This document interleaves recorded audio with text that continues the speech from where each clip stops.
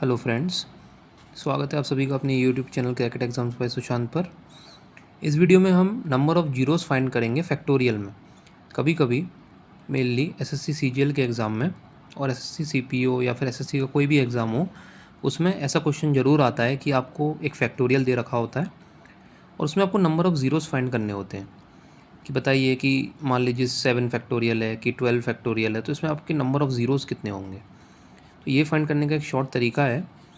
देखिए, number of zeros पहले होते क्या हैं कि 2 इंटू 5 के पेयर्स, जितने पेयर बनेंगे एक नंबर में उतने नंबर ऑफ़ ज़ीरोस होंगे।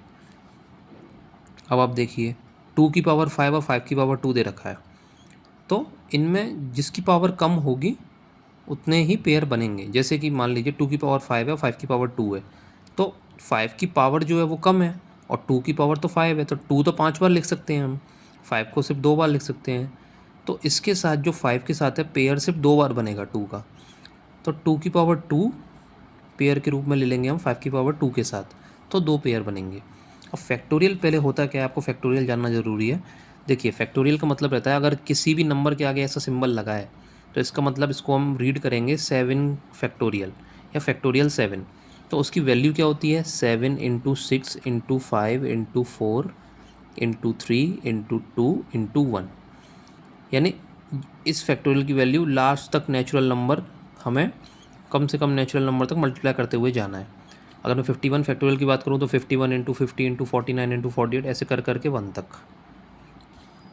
अब इसमें देखिए, आप अंदाज़ा लगा सकते हैं कि 2 और 5 का सिर्फ एक ही पेयर है, तो इसमें तो एक पेयर होगा यानी नंबर ऑफ़ ज़ीरोज़ 1 होंगे।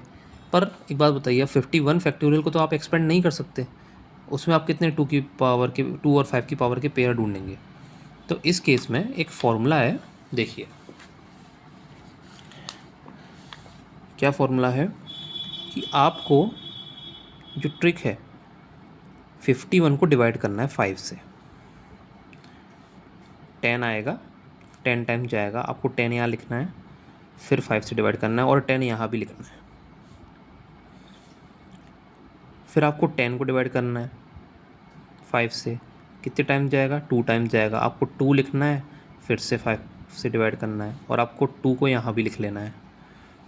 अब देखिए 2 का डिवाइड 5 में नहीं जाएगा, तो यहाँ पे आपको इसको रोक देना है, स्टॉप कर देना है। यहाँ पे रुक जाएगा तो हमारे जो पेयर्स आ जाएंगे वो 10 + 2 12 पेयर्स आ जाएंगे। इसका मतलब ये है 2 और 5 के 12 पेयर्स हैं 51 फैक्टोरियल में। 51 फैक्टोरियल में 2 और 5 के 12 पेयर्स हैं, इसका मतलब इसमें नंबर ऑफ़ ज़ीरोज़ कितने होंगे, 12। 7 फैक्टोरियल की बात करूँ, 7 को आपको 5 से डिवाइड करना है, 7 को आपको 5 से डिवाइड करना है तो ये 1 टाइम जाएगा।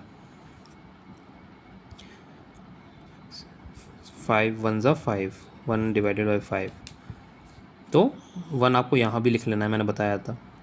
तो 1 जो आपने लिखा है ये 1 पेयर है और हमने देखिए इसको एक्सपेंड भी किया था तो फिर सिर्फ एक ही पेयर बनना था 2 और 5 का, तो इसका आंसर हो जाएगा 1। इसमें 12 आंसर, इसमें 1 आंसर, इसका मतलब नंबर ऑफ़ ज़ीरोज़ 1 होंगे। अब एक बात बताइए आप, हम 5 से ही डिवाइड क्यों कर रहे हैं, 2 से डिवाइड क्यों नहीं कर रहे। क्योंकि देखिए, जो मैंने यहाँ पे आपको समझाया था कि जिसकी पावर कम होती है हम उसको लेते हैं, तो 5 की पावर यहाँ कम है और मेनली 5 की पावर ही कम रहती है। अब एक बात बताइए मुझे, ये 7 के फैक्टोरियल में 2 4 में 2 इंटू 2 भी आएगा, 6 में 2 इंटू 3 आएगा, तो 2 की पावर तो ज़्यादा है ना, लेकिन 5 की पावर कम है।